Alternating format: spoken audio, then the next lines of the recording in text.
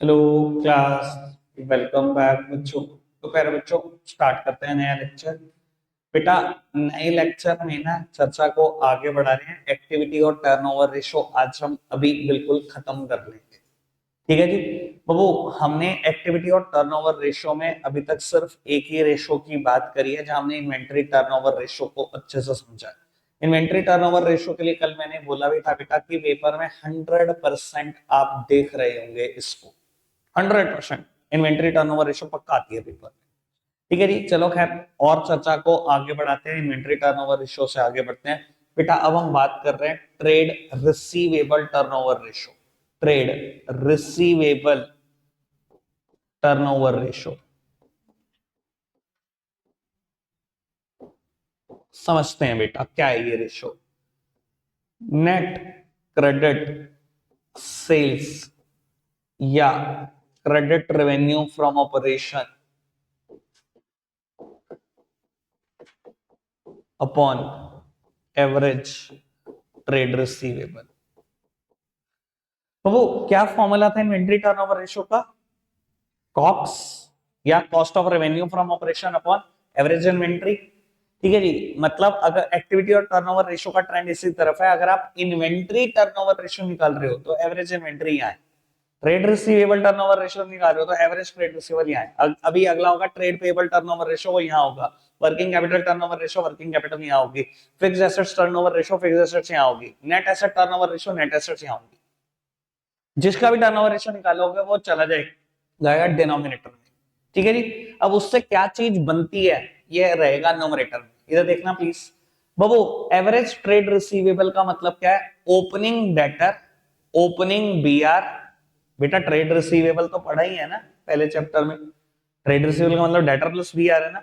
Opening debtor और B R लो, closing debtor और B R लो, और उनका एवरेज निकाल दो। ये तो आ गया एवरेज ट्रेड रिसीवेबल। तो ये क्या मतलब है? नेट क्रेडिट सेल्स या नेट क्रेडिट या क्रेडिट रेवेन्यू फ्रॉम ऑपरेशन। बेटा देखो, फैंसी वर्ड लिखना है तो ये है, लेकिन ये सिंपल सिंपल हिंट देता है। Net credit sales. Most of the question में ना आपको इधर देखना, रेवेन्यू फ्रॉम ऑपरेशन देगा, दैट मींस टोटल सेल्स, और बताएगा उसमें से कैश सेल्स इतनी हुई। कैश इतनी हुई, माइनस करो, क्रेडिट आ गया। क्रेडिट में से भी जो रिटर्न्स हैं, नेट वर्ड याद है बेटा, 11th क्लास से बोल रहा हूं आपकी। नेट वर्ड बिना कुछ माइनस करे नहीं मिल सकता। क्रेडिट सेल्स में से कुछ माइनस होगा तभी नेट आएगा। क्या माइनस होगा क्रेडिट सेल में से? Cell return. तब आएगा नेट क्रेडिट सेल्स। क्लियर है बात? अभी तक जितनी बात बोली पक्का? मुश्किल करूं बातों को थोड़ा थोड़ा? बाबू, व्हाट इफ कि अगर पेपर में बस मुझे कोई सेल्स ही दे दे या रेवेन्यू फ्रॉम ऑपरेशन ही दे दे, यही ना बताए कितना कैश कितना क्रेडिट, तो क्या करूं? सर, आपके पास मजबूरी होगी क्वेश्चन की हवा मत निकाल के आ जाना कि कोई क्रेडिट सेल नहीं, हम क्वेश्चन कैलकुलेट ही नहीं कर सकते। बाबू, आपको सेल्स को सारा ही क्रेडिट मानना पड़ेगा, और कोई ऑप्शन है नहीं। ठीक है जी। व्हाट इफ कि अगर मैं कहूं numerator is 16 lakh, denominator 4 lakh है, रेशो का आंसर है टाइप 4 गुना 4 टाइम्स।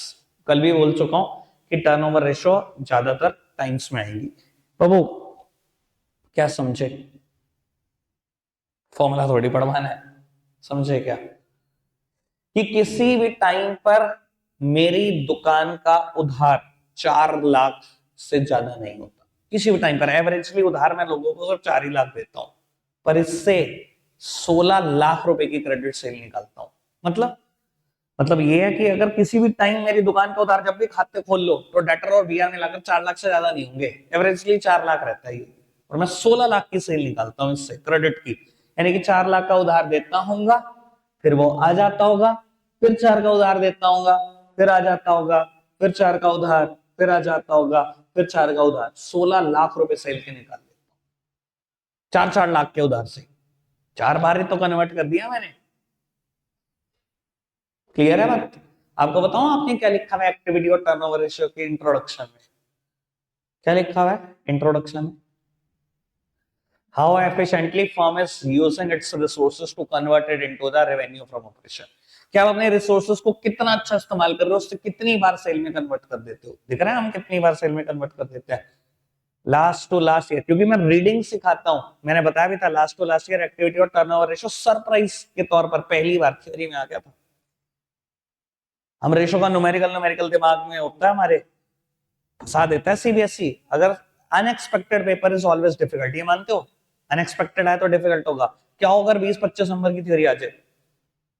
आधे से ज्यादा की वोट लग जाएगी, आधे से ज्यादा की, 70% बच्चे उड़ जाएंगे। ये होता है बेटा पेपर में, अनएक्सपेक्टेड इज ऑलवेज डिफिकल्ट, चाहे वो बहुत आसान चीजें पूछ रखी हो। चलो खैर, लेट बी, आगे बढ़ाते हैं बात को। वो रेशो का मतलब समझ में आया? अब इसी से रिलेटेड एक और ratio, average collection period. Average collection period, number of days in a year या number of month in a year divided by trade receivable turnover ratio. कल भी करा था एवरेज होल्डिंग पीरियड। तो मैं number of days in a year ले लेता हूं 365 upon 4 trade receivable turnover ratio, example देने के लिए बता रहा हूं।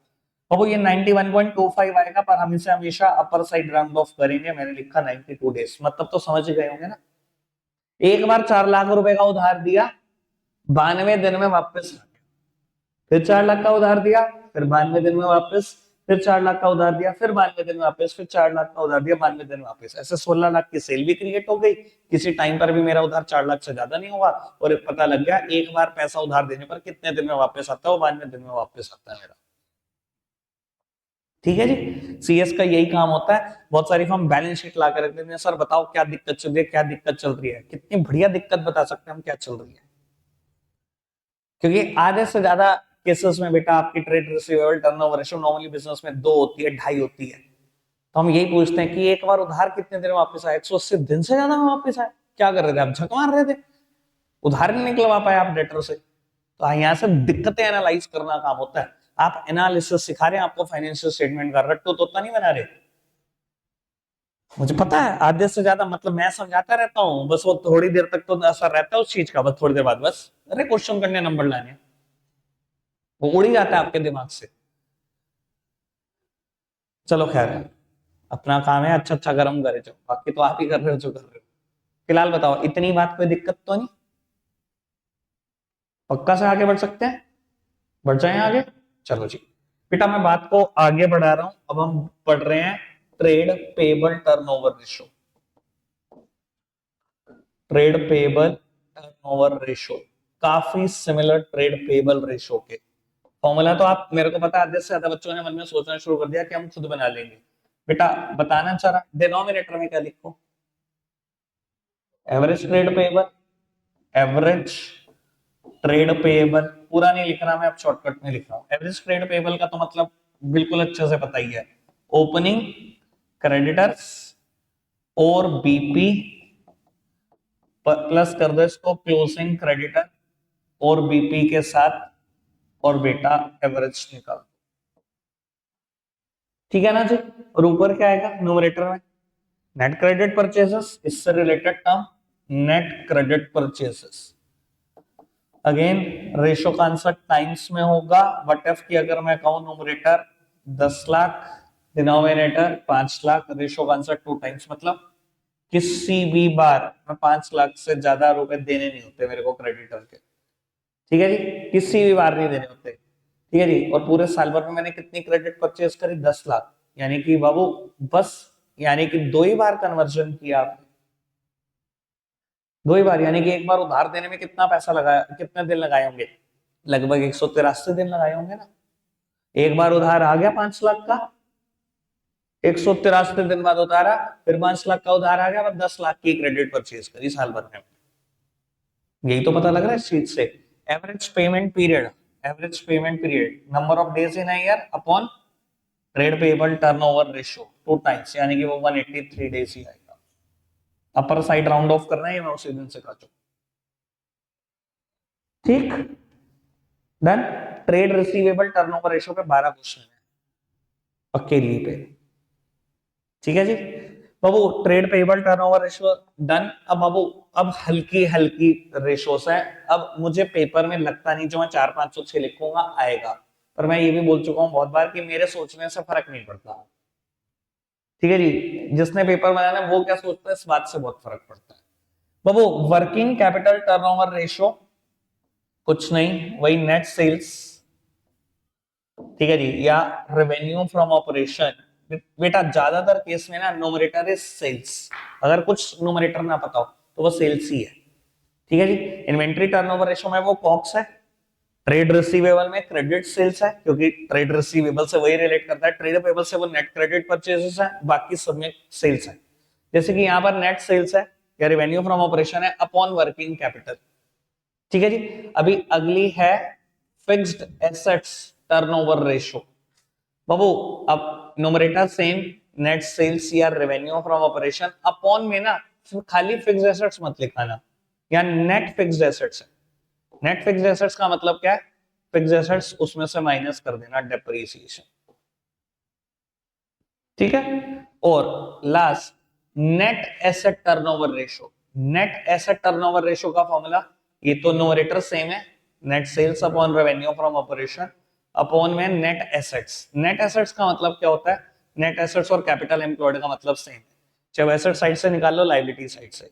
ठीक है जी। कैपिटल एम्प्लॉयड पे हम चर्चा कर चुके हैं सॉल्वेंसी रेशियो में, मैंने करी है बात कैपिटल एम्प्लॉयड कैसे निकालते हैं, एसेट साइड से भी लायबिलिटी साइड से भी, तो कोई चर्चा नहीं है।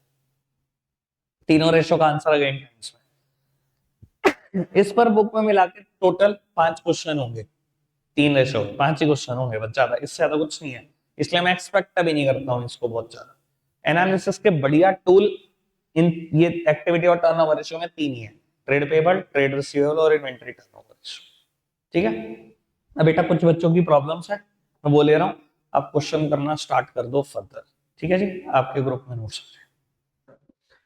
बाबू अब एक बार ना पहले इलस्ट्रेशन नंबर 70 की प्रॉब्लम ले लेते हैं, ये बेस्ड इन्वेंटरी टर्नओवर रेशियो पर है क्वेश्चन, फटाफट से समझते हैं।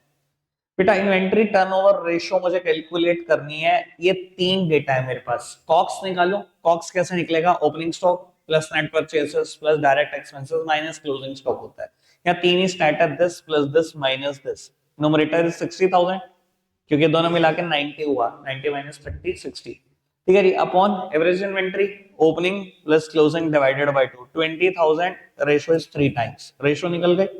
अब उसने पूछा ये सब कारणों से बता दो, इंक्रीज होगा डिक्रीज होगा या कोई ऑल्टर नहीं होगी इन्वेंट्री टर्नओवर रेशियो। अब उसने कहा गुड्स बेचा 10,000 रुपए में 8,000। ठीक है बाबू, अगर मैंने 8,000 की चीज 10 में बेची है, 8,000 से क्लोजिंग स्टॉक कम हो जाएगा मेरा। बाबू अगर 8,000 से क्लोजिंग स्टॉक कम हो जाएगा, दोबारा निकाल कर देख लो ये रेशियो, ओपनिंग इन्वेंट्री पे कोई फर्क नहीं पड़ा, परचेज पे कोई फर्क नहीं पड़ा, 8,000 से मेरा क्लोजिंग स्टॉक कम हो जाएगा, कॉस्ट कम करूंगा ना। ठीक है जी। एवरेज क्या होगी?